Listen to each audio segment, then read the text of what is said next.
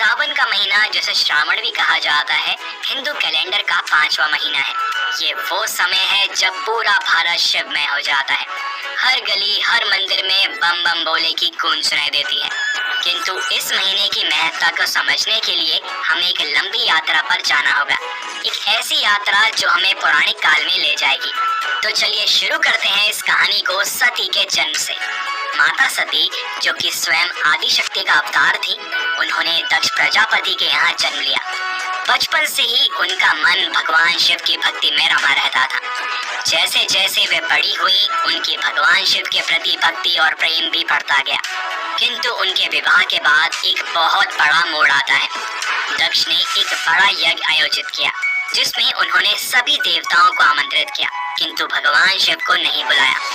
माता सती के लिए यह असहनीय था। वे बिना निमंत्रण के भी यज्ञ में पहुंच गईं। वहां उन्होंने देखा कि उनके पिता भगवान शिव का अपमान कर रहे थे। इस अपमान को सहन न कर पाने के कारण माता सती ने वही योगाग्नि में अपने प्राण त्याग दिए। किंतु मृत्यु के समय उन्होंने एक प्रण किया, वे हर जन्म में शिव को अपने पति के रूप में पाएंगी। अब आती है अगली कड़ी। माता सती ने अपने अगले जन्म में राजा हिमवान और रानी मैना के घर पार्वती के रूप में जन्म लिया। बचपन से ही माता पार्वती को भगवान शिव से मिलन की लालसा थी। और फिर आया वह खास समय, सावन का महीना। युवा पार्वती ने सावन के महीने में एक कठोर व्रत रखा। बिना अन्न, बिना जल, पूरी तरह से निराहार। दिन रात वे शिव के ध्यान में लीन रहती।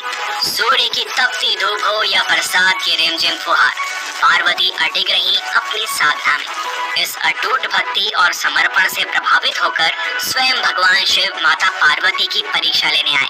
उन्होंने एक वृद्ध ब्राह्मण का रूप धारण किया और माता पार्वती से पूछा कि वे इतनी कठोर तपस्या क्यों कर रही हैं। माता पार्वती ने बिना हिचकिचाहट के कहा कि वे भगवान शिव को पति रूप में पाना चाहती हैं। जिस पर ब्राह्मण के रूप में भगवान शिव ने अपनी कमियां गिनाई। उन्होंने कहा, वे शमशान में रहते हैं, सांप उनके गले में है और वे भस्म लगाते हैं। लेकिन माता पार्वती अपने प्रेम और भक्ति में अडिग रहीं। उन्होंने कहा कि उनके लिए शिव ही सब कुछ है। इस निष्ठा से प्रसन्न होकर भगवान शिव ने अपना असली रूप प्रकट किया और इसके उपरांत माता पार्वती से विवाह कर लिया। और तभी से सावन का महीना शिव जी को विशेष प्रिय हो गया। लेकिन कहानी यहाँ खत्म नहीं होती। एक और मान्यता है कि सावन के महीने में भगवान शिव धरती पर अवतरित होकर अपने ससुराल गए थे। राजा हिमवान ने उनका स्वागत अर्घ्य देकर और जलाभिषेक करके किया था। शायद इसीलिए आज भी हम शिवलिंग पर जल चढ़ाते हैं।